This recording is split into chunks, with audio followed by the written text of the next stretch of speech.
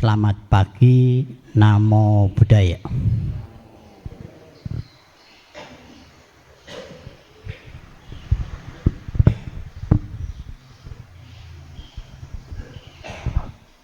Pagi ini saya ingin menguraikan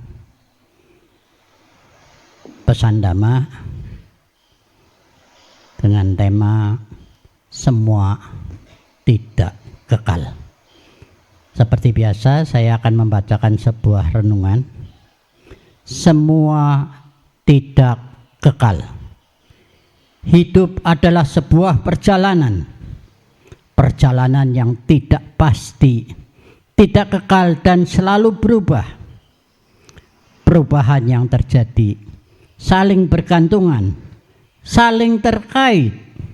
Apa yang diterima saat ini merupakan hasil yang sudah berlalu. Apa yang diterima saat ini merupakan hasil dari yang sudah berlalu. Langkah saat ini mempengaruhi kondisi nanti dan esok hari. Semua pasti akan berlalu. Kesenangan dan kesedihan pada saatnya pasti akan berubah. Menebar banyak kebaikan, menghindari kejahatan, mengembangkan kesadaran, mengurangi penderitaan, memperoleh kehidupan lebih tenang, damai, dan berbahagia. Semoga semua makhluk hidup berbahagia. Ibu, Bapak, Saudara dalam Dhamma, 3 corak kehidupan yang telah disampaikan, yang telah dibabarkan oleh Guru Agung kita, Buddha Gautama.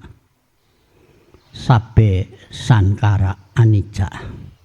Semua yang berkondisi tidak kekal, pasti berubah. Sabbe Sankara Dukkha. Kehidupan adalah duka, tidak memuaskan, karena diikuti dengan nafsu keinginan yang akan menimbulkan penderitaan. Sabbe dhammanu anatta. Sesungguhnya hidup ini tanpa diri adanya, tanpa aku. Aku juga berubah. Jadi tidak ada yang bisa dimiliki. Dia anakku, dia istriku, dia suamiku. Sesungguhnya aku itu tidak ada.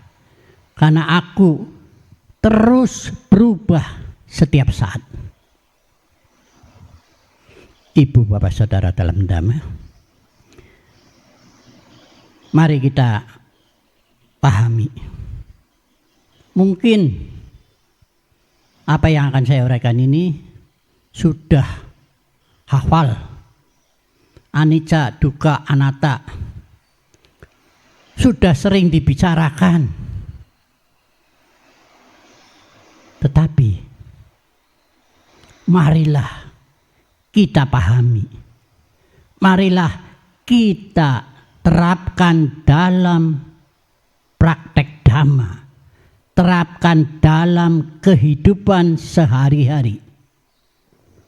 Anicca, segala yang berkondisi tidak kekal pasti berubah. Kita selalu berubah. Kita dilahirkan sebagai bayi mungil. Hidupnya bergantung kepada ayah bunda. Diajarkan untuk menghindari perbuatan tidak baik. Diajarkan untuk menjadi lebih baik. Karena adanya perubahan, tentu saja kita bisa menjadi lebih baik dalam praktek.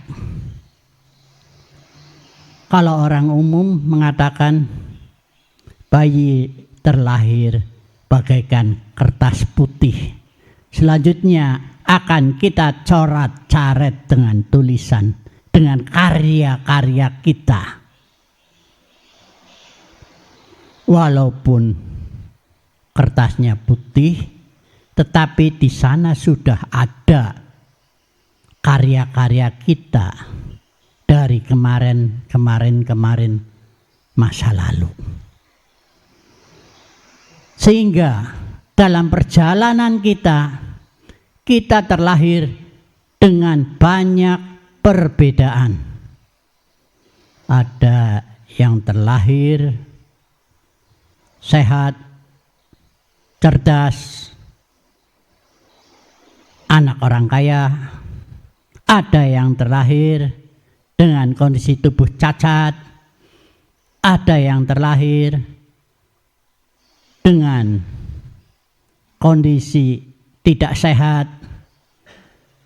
Semua itu sudah menjadi bekal awal, merupakan modal yang harus digalang, yang harus diolah dalam melanjutkan perjalanan. Kehidupan pasti berubah, tetapi perubahan ke arah mana? Ke arah yang baik atau ke arah yang tidak baik? Semua itu tergantung pada diri kita. Merupakan pilihan. Pilihan kita ingin bahagia, ya harus mengikuti proses perubahan, menjadikan diri menjadi lebih baik, banyak menebar kebaikan.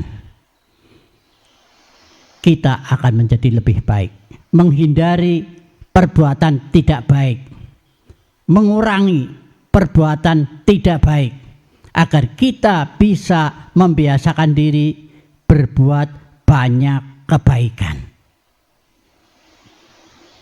Semua itu merupakan pilihan kita. Perubahan itu pasti, tapi kita bisa memilih, melangkah untuk menjadikan diri kita menjadi lebih baik. Kebaikan akan mendatangkan kebahagiaan. Kita sebagai umat Buddha melangkah dalam kebaikan merupakan kewajiban kita. Setiap minggu datang ke wihara. Ini kesepakatan. Karena umat Buddha Tegal puja baktinya hari Minggu.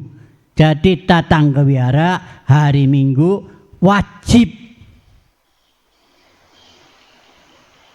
Tetapi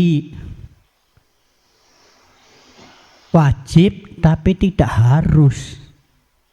Aneh. Karena pola pandang umat Buddha, saya umat Buddha tapi tidak diharuskan ke wihara. Itu kadang-kadang pandangan yang keliru. Tidak harus. Lalu yang harus ke wihara siapa? Umat lain.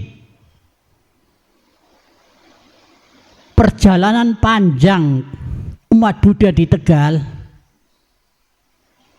selama lebih dari 30 tahun umat Buddha di Tegal tidak punya wihara, mondok di sebuah gudang.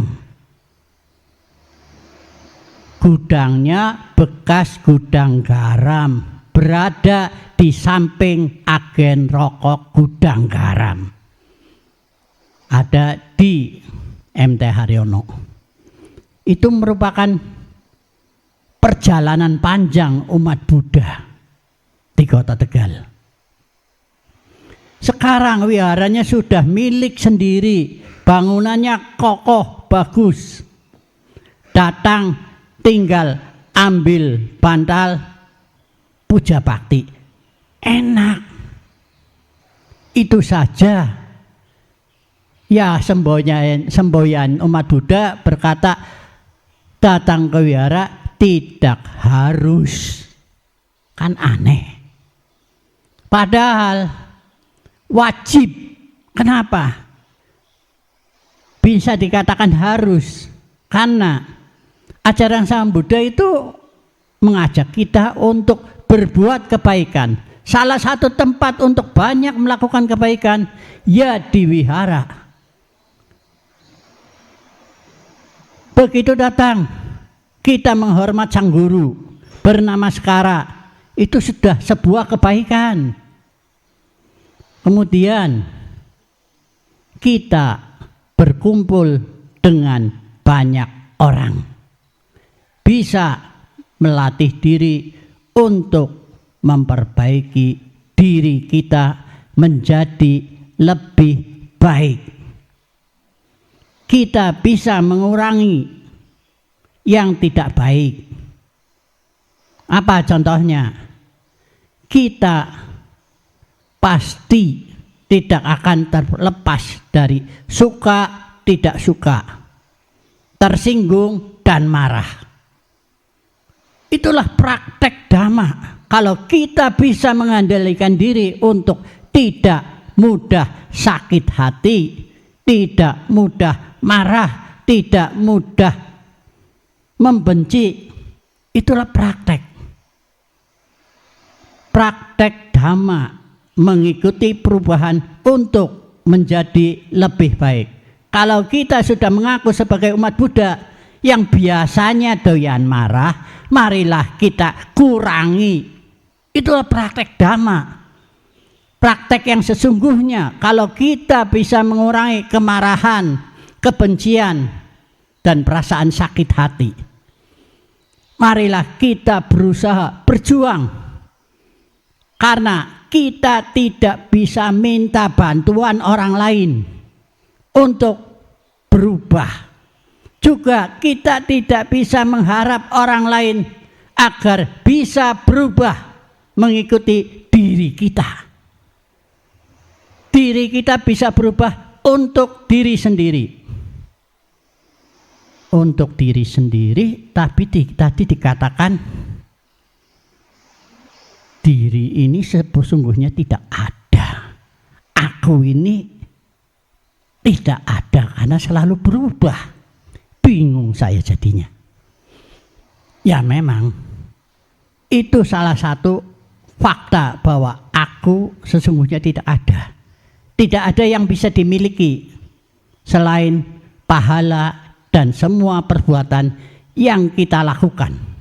Karena itulah mari kita mengikuti proses perubahan, menjadikan diri menjadi lebih baik. Tentu dengan pemahaman hidup adalah perubahan. Tapi kita berjuang untuk berubah, menjadikan diri lebih baik. Ada contoh. Kita memang pilihan, memilih untuk berbuat baik. Saya memelihara hewan dengan penuh cinta kasih. Contoh, memelihara anjing. Tiap pagi saya membawa anjing jalan-jalan keluar. Dia dengan kasih sayang, tujuannya baik, tetapi sesungguhnya nggak mau repot. Kenapa? Kalau pagi-pagi anjingnya diajak keluar, dia bisa beol di jalan, kita nggak repot harus merawat di dalam rumah, membersihkan dan sebagainya. Karena kebiasaan setiap pagi keluar, dan repotnya membiasakan diri keluar itu jam 7. Jalan-jalan, pulang jam 8. Pas hari Minggu, saya ngopeni anjing,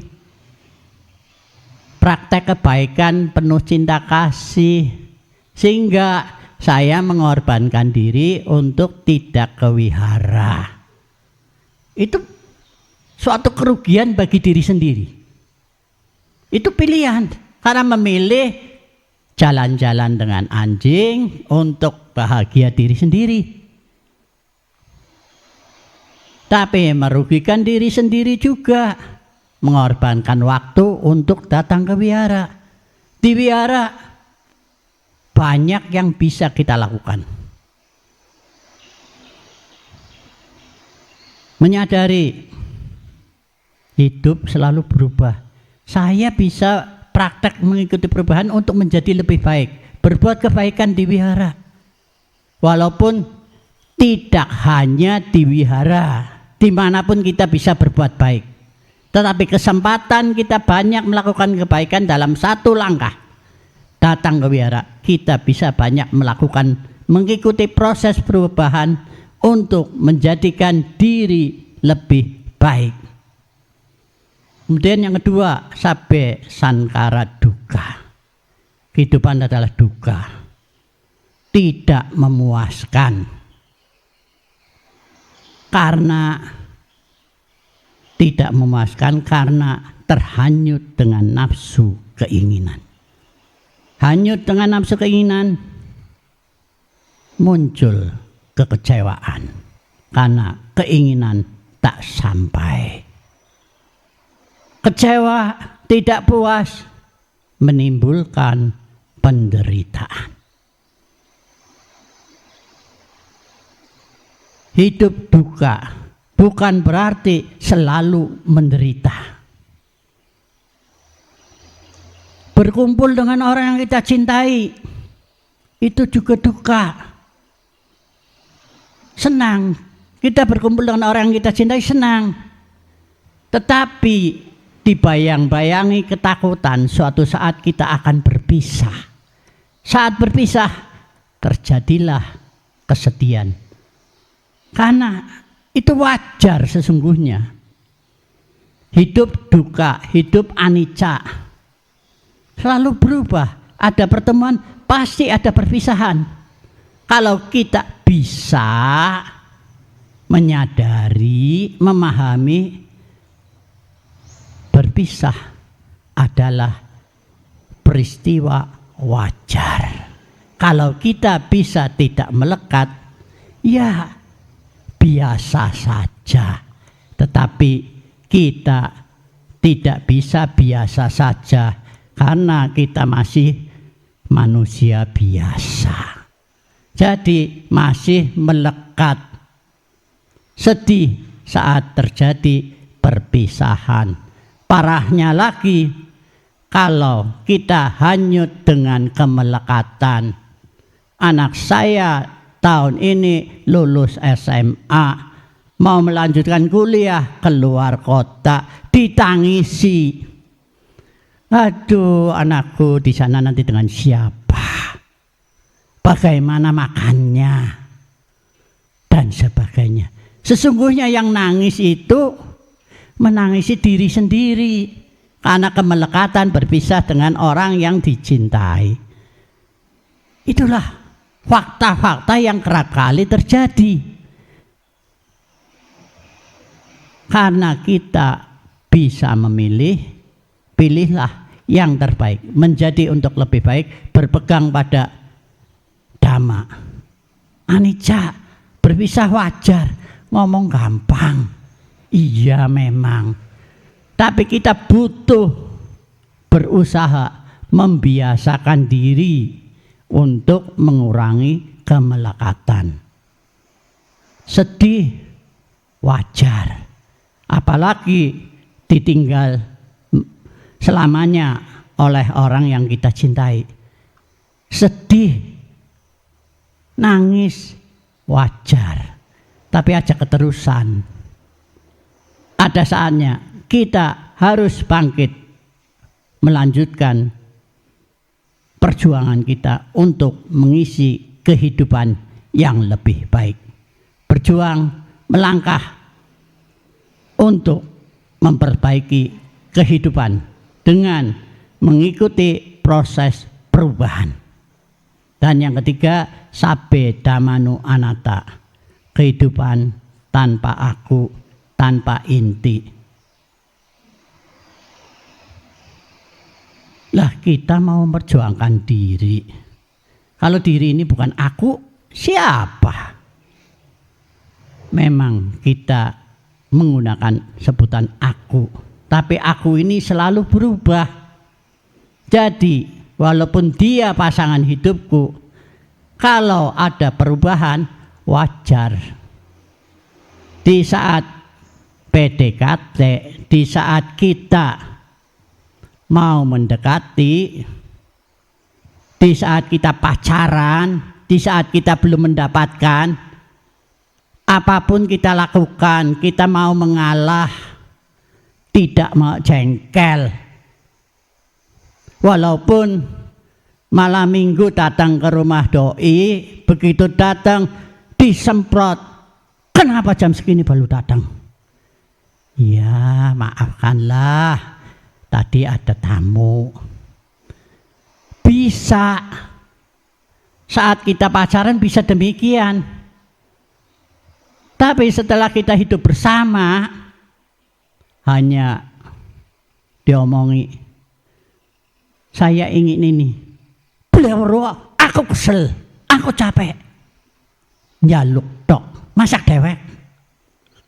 Itu bisa terjadi. Hanya mendengar kata-kata sederhana, aku capek, cuci sendiri, masak sendiri, kemarahan muncul. Sesungguhnya kita bisa milih.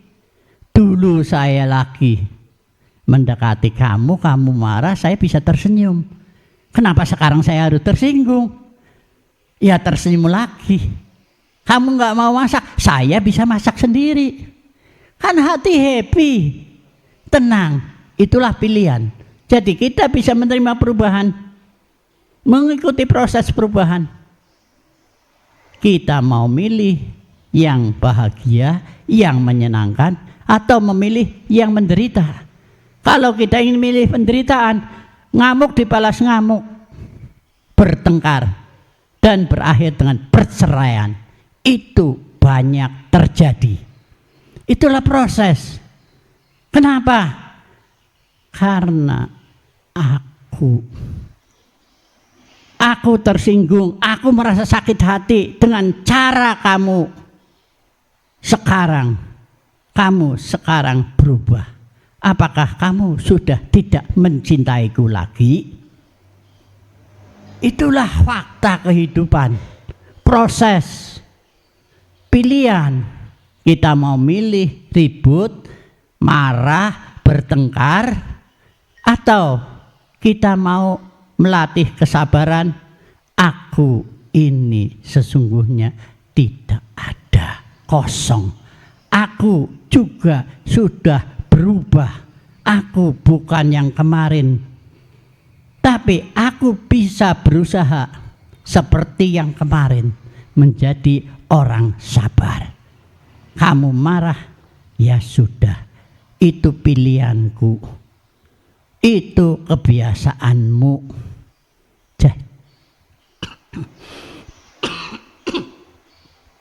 Jadi aku tetap akan tersenyum walaupun dikau marah-marah.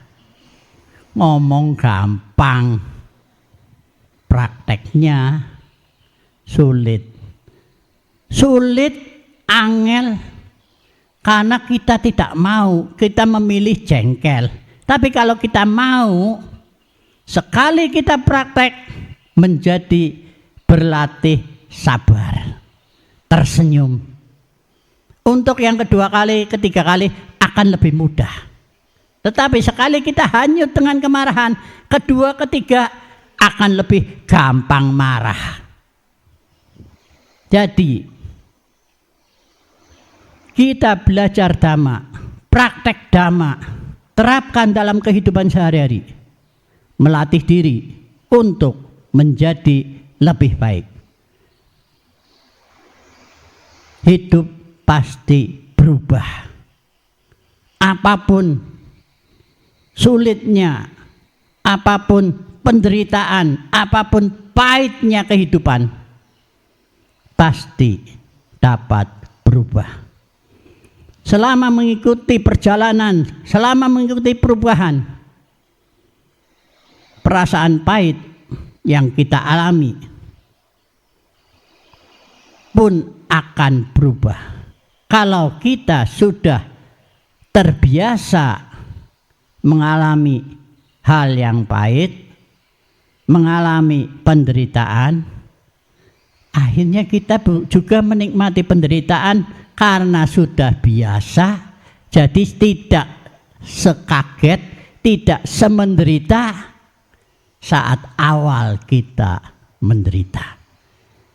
Karena itu apapun yang terjadi, kenyataan kita terima, kita jalani dengan perlahan, yakin semua pasti akan berubah. Karena diri saya juga berubah, kehidupan saya juga berubah. Perubahan akan menjadi lebih baik atau akan menjadi lebih sulit, lebih buruk, tergantung kepada diri kita. Jangan meminta-minta. Kalau kita hanya minta bantuan kepada siapapun, belum tentu dapat bantuan. Tapi kalau kita berjuang untuk diri sendiri, selangkah demi selangkah, pasti bisa maju walaupun tidak mudah. Perjuangan butuh semangat, butuh melangkah, butuh tenaga. Karena itu untuk menjadi lebih baik, tebarlah banyak kebaikan. Perubahan pasti akan terjadi menjadi lebih baik, menuju kehidupan yang membahagiakan. Mungkin kita sering mendengar di saat ada upacara awam manggala, sabe sankara anicca, kehidupan berubah, itu perubahan itu pasti. Sabe sankara duka, kehidupan adalah duka, tidak memuaskan. Sabe dhammano anatta, kehidupan tanpa inti, tanpa aku. Kita bisa ngomong itu, kita hafal dengan itu, tetapi di saat kita mengalami perpisahan, ditinggal meninggal oleh orang yang kita cintai, sedih, sakitnya di sini. Iya, di dunia ini tidak ada orang yang tidak pernah ditinggal meninggal, ditinggal mati. Tidak ada, pasti pernah mengalami. Karena itu adalah peristiwa biasa, peristiwa wajar. Sedih wajar, tapi jangan bersedih berlarut-larut, merugikan diri sendiri.